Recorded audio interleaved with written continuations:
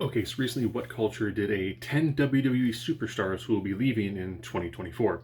Again, entirely speculation. Of course, first I'm doing this sort of response video. If you like somebody who wants me to do other things like this, by all means, comment about it, like button, all that fun stuff. So we're going to go through this list. I'll go through it pretty quick.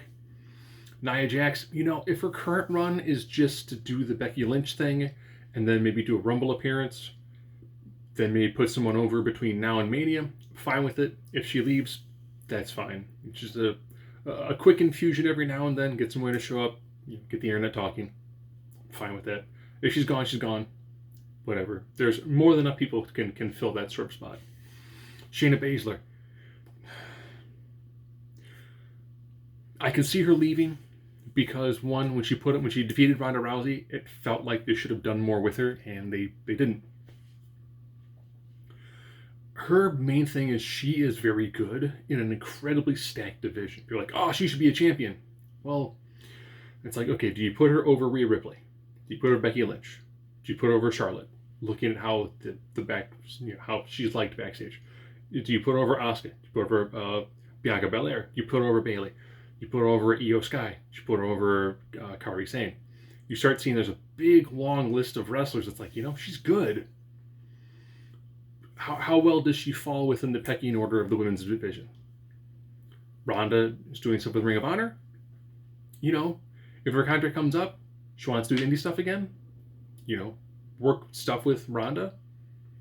Hey, there's she's had enough great momentum that's just been stalled, and I could see her being like, the money's fine, but I would really prefer to work, more and to be higher up on the card. You know what? I could see her leaving. Butch, Pete Dunne. Remember, he's like 30 years old. I was in high school when he was born. Will it be top of the card? No.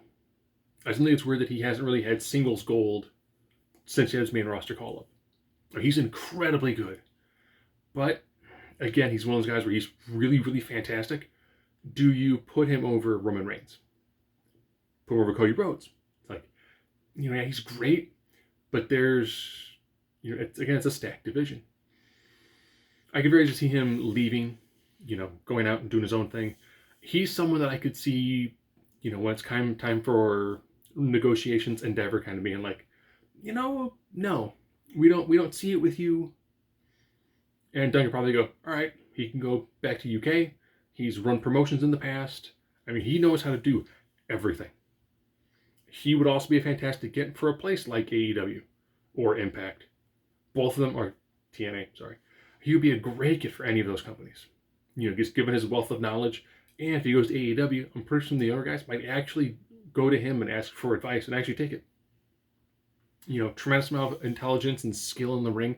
Hate to see him go, but he's someone I could see Endeavor not putting a lot of stock in. Ricochet.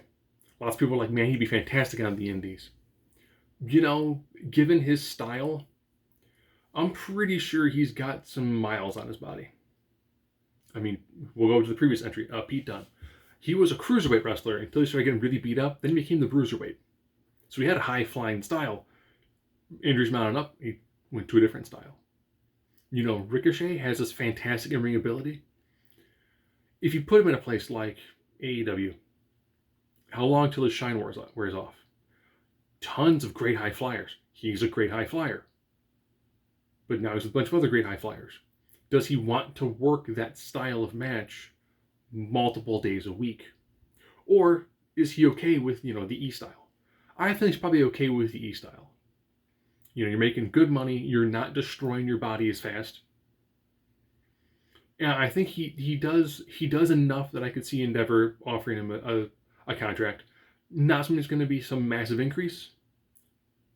But I could see sticking around. Shinsuke. He's mentioned his body's beat up. As much as people are like, oh, it'd be great to see him go back and do that. No.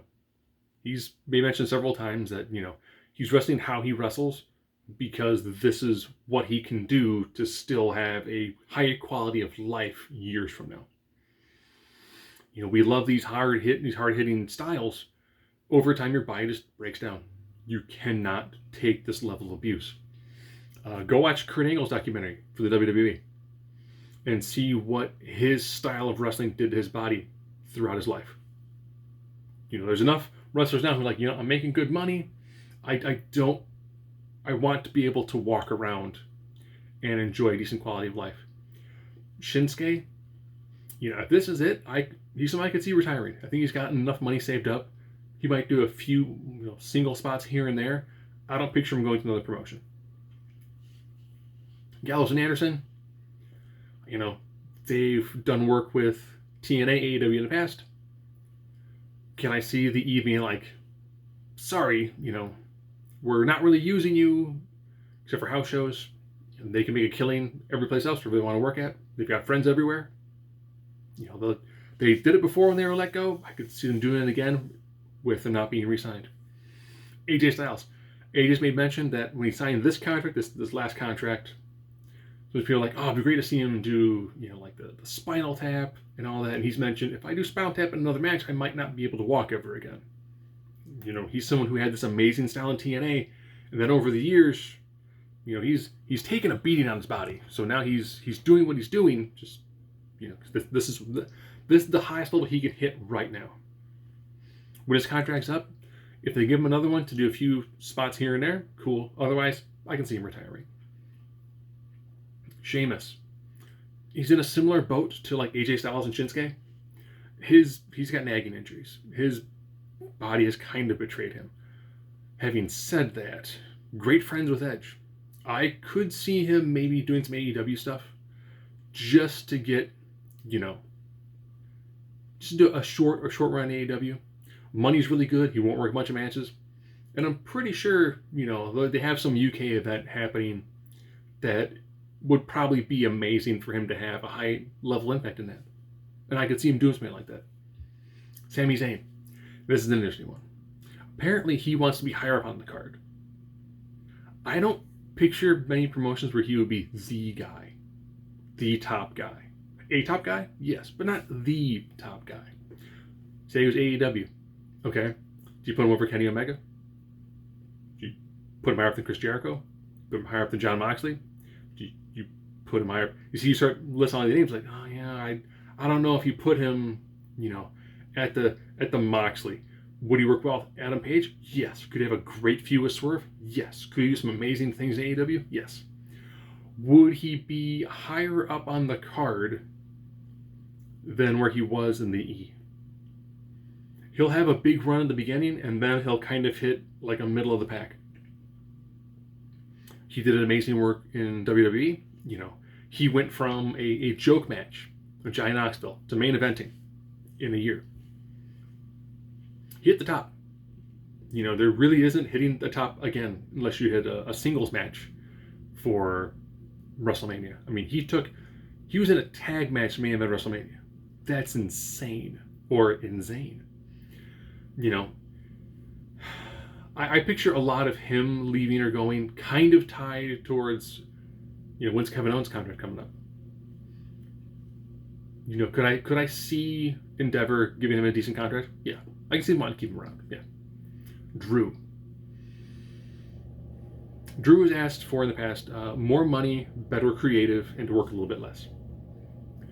Knowing he's probably higher up in the card when it comes to price, I could see things not working out incredibly well with him. They might give him a solid run between now and Mania. Apparently his contract expires around Mania. They might get a short extension, but Drew has left and gone to the Indies and has done a fantastic job. I mean, he really reinvented himself in the UK scene, as well as his work at the Threat Impact, and he was global force at that time. So he did some fantastic work there.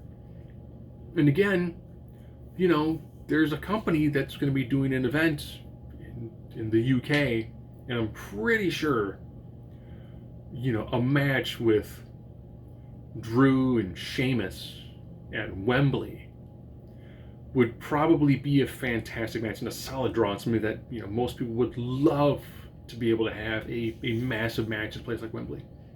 So out of all of them, Nia, I could see her leaving. I don't think her heart's really injured right now. Shayna, She should be pushed better, but don't see it happening. Pete Dunne, he's young enough and he's stuck in the middle.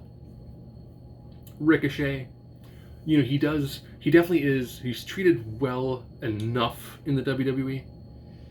Shinsuke, I could see him retiring. Gallows Anderson, any place that values tag team wrestling, they would work well at. AJ Styles, retire. Sheamus, maybe a short AEW run. Sami Zayn, real toss up. Drew, if Drew doesn't get what he wants, Drew will walk. He's battled himself before, and you know what? He killed it. So, like I said, like this sort of video where I kind of just went through what they did. By all means, if you didn't like it, let me know. Don't waste my time. Throwing it out there.